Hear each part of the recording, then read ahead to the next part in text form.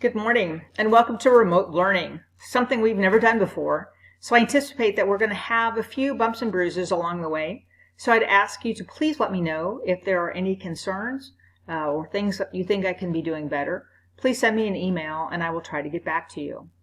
The format for remote learning should be this. We're going to have a half day for the next week. If that changes, I will let you know. But I've sent the schedule to you in a prior email. We will have a lecture which will be in two 15-minute blocks. At the end of each block, there will be a couple of questions you'll find on Blackboard that you will need to type answer, and then upload to Blackboard. Those questions will only be available to you during class time. It's kind of my way to make sure that you're in attendance. So you need to complete them and then put them up on Blackboard. When we get into chapter 11, we will have study guides and quizzes again. Those study guides will be the ones that are already on Blackboard.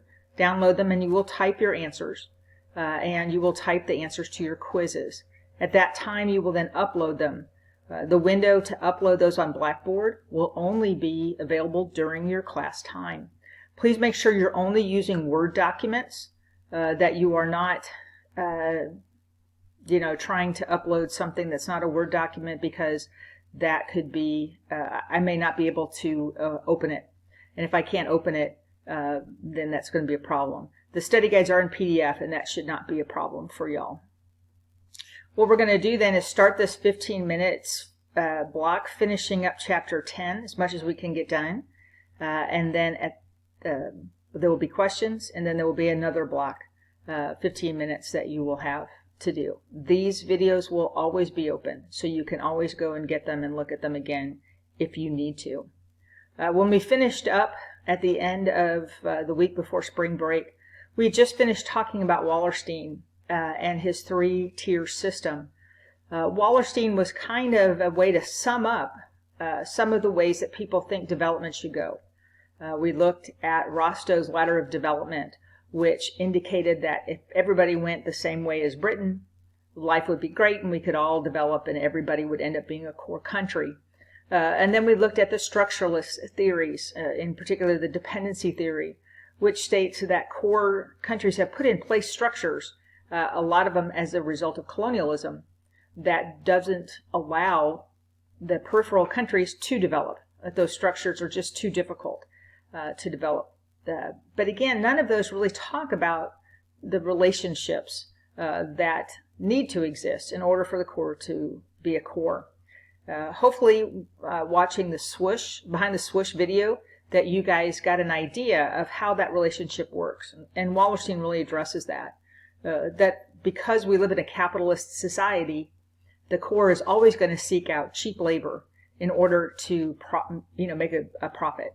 And the periphery has that cheap labor that's available to them. And that's what they will exploit in order to stay core. So now we're going to kind of move on a little bit and talk more about what those barriers are and what the costs of development.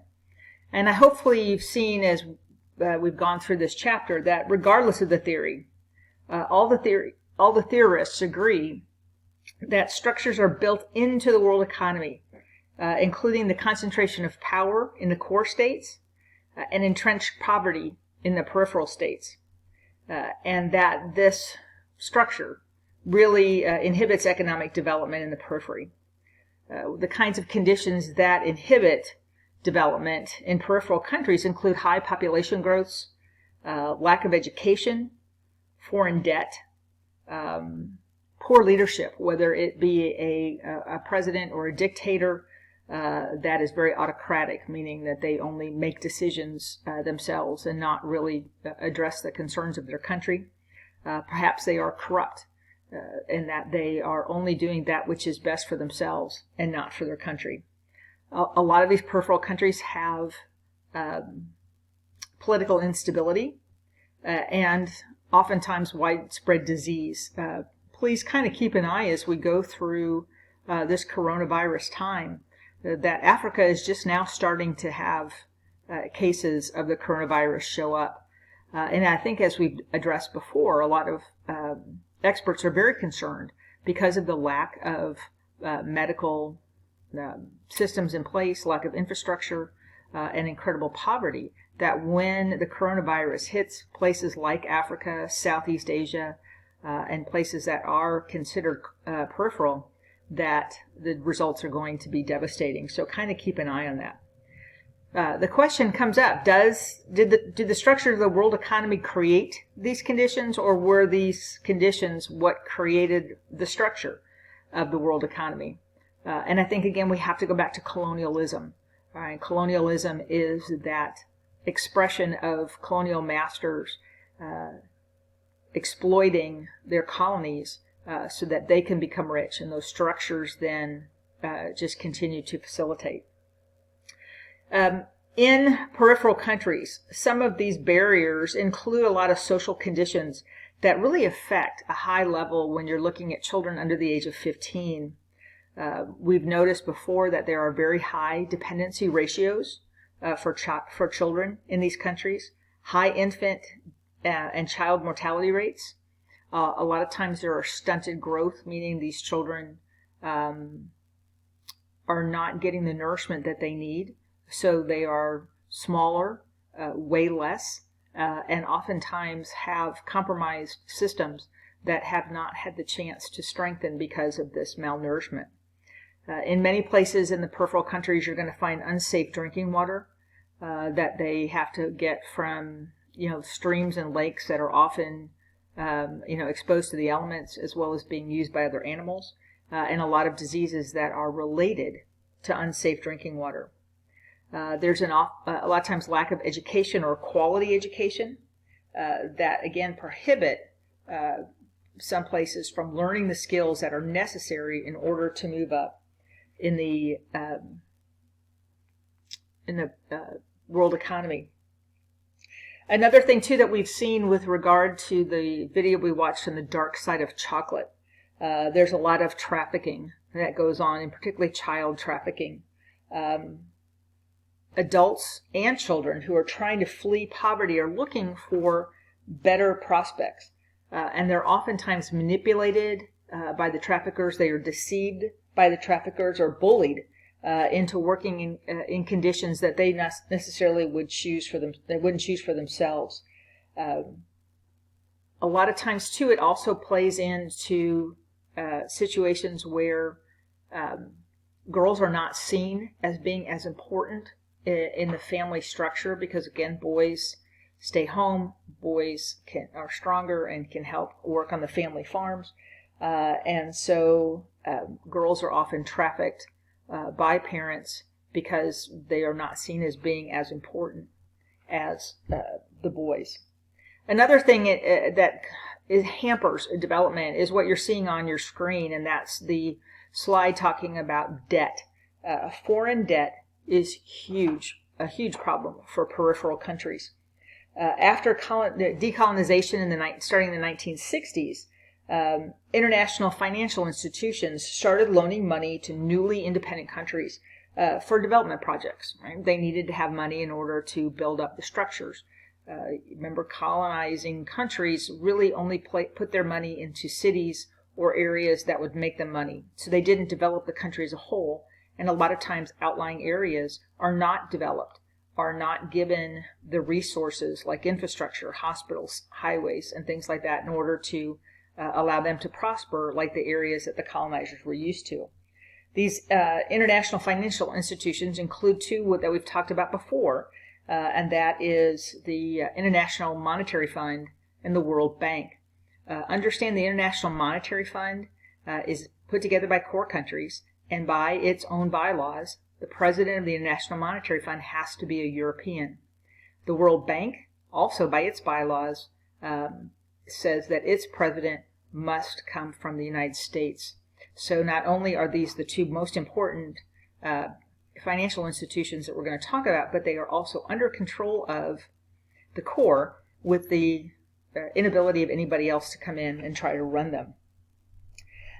Developing countries typically were able to pay these loans back as they became newly independent, But the economy started to shift in the 1970s, particularly when it came to oil.